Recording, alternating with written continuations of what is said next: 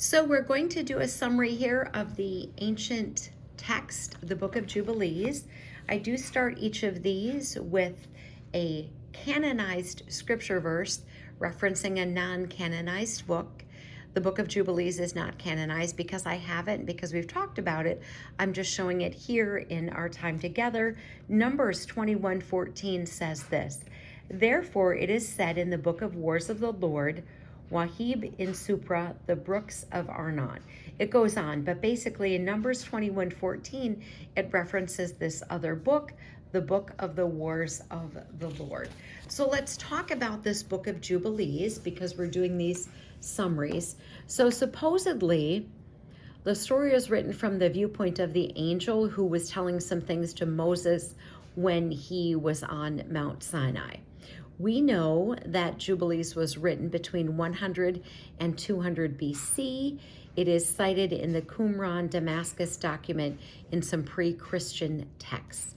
We know that the author was a Pharisee, either a doctor of the law or someone very familiar with scripture and religious law. And the scrolls for the Book of Jubilee were found in what was thought to be an Essene library. That was dated to the time of the Essene community when they were active. And so this Jubilees, it's this very realistic and has midrashic tendencies, which is part of the Essene culture at the time. At least 14 copies of the Book of Jubilees have been identified from the caves 1, 2, 3, and 11 at Qumran. And however, they were only pieces of the text. But there are 4 Ethiopian manuscripts of Jubilees that were found to be hundreds of years old. And these were from the 15th and 16th century. And they seem to be less corrupted when you compare them with the fragments that were found in Qumran. Now remember, we had that video where I mentioned to you that when the Bible was written, it was all capital letters, no punctuation, no vowels, and that they admit that some of the letters and the words, they just kind of fill in to make the story flow, which is important to know. It is not canonized, and some of the things in there may not be kosher.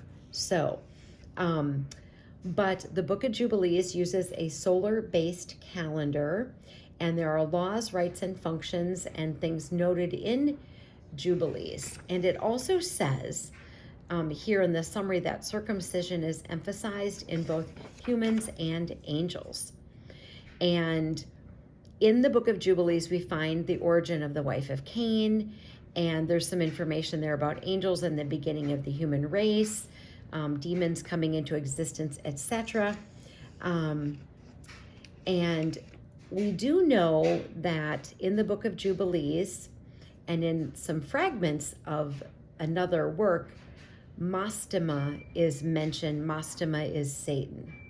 And Beliar is also mentioned, and it is the Greek name, and its Hebrew equivalent means without value. And this was a demon known by the Jews as the chief of all the devils and the leader of the sons of darkness. And it says that Belial and Mastema are mentioned in this Zacchaeite fragment, saying that at the time of the Antichrist, this Belial shall be let loose against Israel.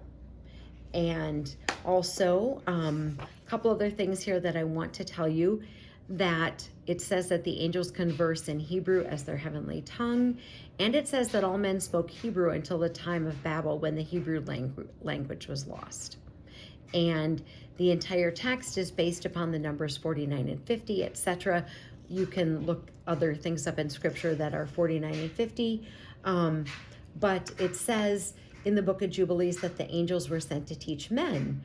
But after living on earth, they were tempted by their own lust and fell from heaven. And we know that the Book of Enoch speaks about the things that the fallen angels have taught to man.